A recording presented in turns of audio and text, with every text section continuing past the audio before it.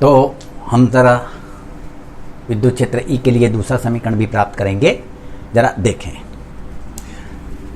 Capacitor की plate पर, प्रत्येक प्लेट पर, चाहे पहली प्लेट हो या दूसरी प्लेट हो, आवेश का मान समान रहता है। कैपेसिटर की प्रत्येक प्लेट पर या प्लेट पर, प्रत्येक प्लेट पर आवेश Q है, Q। यह धन विभव पर है, ऋण विभव पर है, तो जो दोनों प्लेटों के बीच विद्युत विभवांतर है उसको हम V बोलेंगे।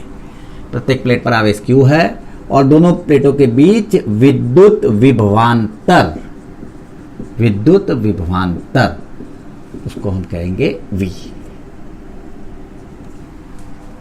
प्रत्येक प्लेट पर आवेश Q है, विद्युत विभवांतर V है, और माना ये जो समांतर प्लेट कैपेसिटर है इसका कैपेसिटेंस, धारिता C है। इसी C का सूत्र हम बना रहे हैं और इस कैपेसिटर का जो कैपेसिटेंस है उसको हम कहते हैं कैपिटल C। समांतर प्लेट कैपेसिटर के लिए जरा ये तीन राशियों को ख्याल करें। आवेश Q है प्लेट पर, विद्युत विभवांतर V है और कैपेसिटेंस C है। अब हम जो कैपेसिटर का मूल सूत्र पहले सीखे थे वो सूत्र हम जरा इस कैपेसिटर पर लगाएं। तो सूत्र था Q equals to C into V, Q बराबर CV। इसको हम समीकरण 2 कहते हैं। समीकरण 1, कैपेसिटर की दो प्लेटों के बीच जो विद्युत क्षेत्र है, परिणामी विद्युत क्षेत्र है, उसका सूत्र था, उसका समीकरण था। और दूसरा समीकरण कैपेसिटर का मूल सूत्र था, दो प्लेटों के बीच विभवांतर, प्लेट पर आवेश और कैपेसिटेंस के बीच जो संबंध है वो दूसरा सूत्र था। ये सूत्र हर एक कैपेसिटर पर लागू पड़ता है। अब जरा ख्याल करें, हमने पिछले लेक्चरों में सीखा था कि विद्युत क्षेत्र और विद्युत विभव के बीच संबंध होता है। ये दो प्लेटों के बीच विद्युत विभवांतर V है और अंदर विद्युत क्षेत्र है, समान प्रकार का है और विद्युत क्षेत्र की तीव्रता E है।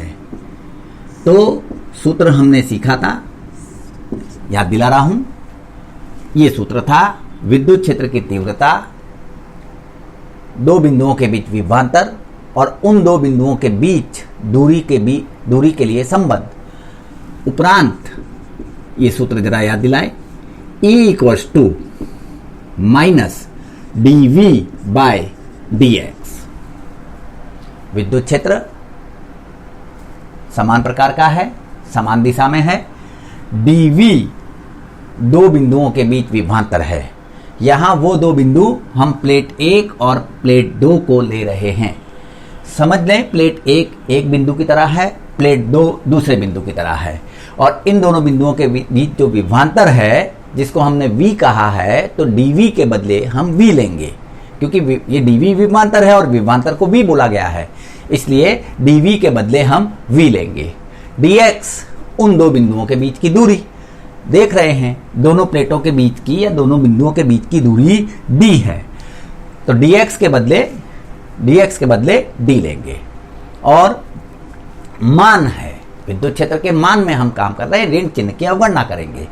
तो हम ऐसा लिख सकते हैं, ये सूत्र अगर हम इस परिस्थिति पर लगाते हैं तो हम लिख सकते हैं E बराबर V बाय D। इसको बोलता हूं समीकरण 3, E बराबर V बाय D। अब जरा इन समीकरणों को हम आपस में हल करें। समीकरण 1 ये भी विद्युत क्षेत्र की तीव्रता के लिए है, समीकरण 3 ये भी इसी क्षेत्र के लिए है।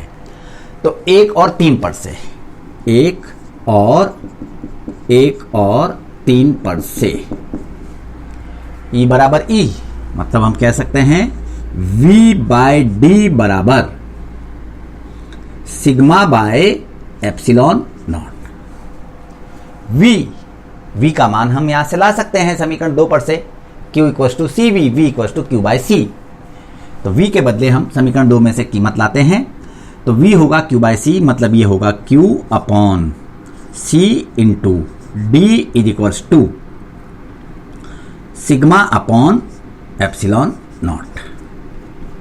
अब थोड़ा ख्याल करें, सिग्मा आवेश की पृष्ठ घनता है, प्लेट पर आवेश की पृष्ठ घनता, प्लेट पर आवेश Q है और उसका क्षेत्रफल A है, तो जो सिग्मा होगा, सिग्मा इक्वल्स टू वो होगा Q बाय A। तो सिग्मा का मान यहां रखें और मान रखकर कैपेसिटेंस C को हम कर्ता बना लेंगे। तो जो सूत्र आएगा वही समांतर प्लेट कैपेसिटर की कैपेसिटेंस या धारिता का सूत्र कहा जाएगा। तो Q upon C into D equals to Q upon A into epsilon not. Q से Q गया, C को कर्ता बना रहा हूं, तो C equals to epsilon not A upon D। ये रहा कैपेसिटेंस का सूत्र, जिसको हम यहां पर हाईलाइट कर देते हैं। तो समांतर प्लेट कैपेसिटर का कैपेसिटेंस का सूत्र हमने तैयार किया और वो है C बराबर epsilon not into A upon D। ये सूत्र से हम देख सकते हैं कि समांतर प्लेट कैपेसिटर का कैपेसिटेंस किन किन राशियों पर आधार रखता होता है, देख सकते हैं। सूत्र से स्पष्ट है कि कैपेसिटर का कैपेसिटेंस क्षेत्रफल पर आधार रखता है, प्लेट के क्षेत्रफल पर, और वो भी समानुपात में आधार रखता है। जितना क्षेत्रफल अधिक होगा प्लेटों का, उतना कैपेसिटेंस अधिक होगा। और D के विलोमानुपात में है। D दोनों प्लेटों के बीच की दूरी है। तो जैसे दूरी घटाएंगे, D घटेगा, C का मान बढ़ेगा, दूरी बढ़ाएंगे, C का मान घटेगा। क्षेत्रफल पर आधार रख रहा है, दोनों प्लेटों के बीच की दूरी पर आधार रख रहा है, और एप्सिलॉन नॉट दो प्लेटों के बीच जो भी माध्यम हो, हमने तो यहां हवा लिया था, तो दो प्लेट कुचालक माध्यम हवा था, तो दो प्लेटों के बीच जो भी कुचालक माध्यम है उसकी परमिटिविटी, हवा की परमिटिविटी को एप्सिलॉन नॉट कहते हैं।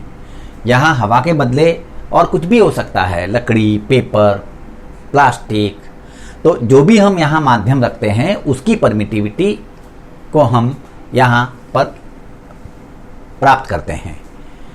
हवा है, इसलिए यहां हवा की परमिटिविटी एप्सिलॉन नॉट आया है, और कुछ होता तो वो पद यहां पर रहता, उसकी परमिटिविटी यहां पर रहती। इसी सूत्र को समांतर प्लेट कैपेसिटर का कैपेसिटेंस का सूत्र कहा जाता है।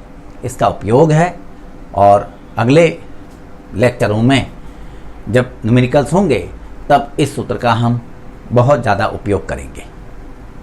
ठीक है।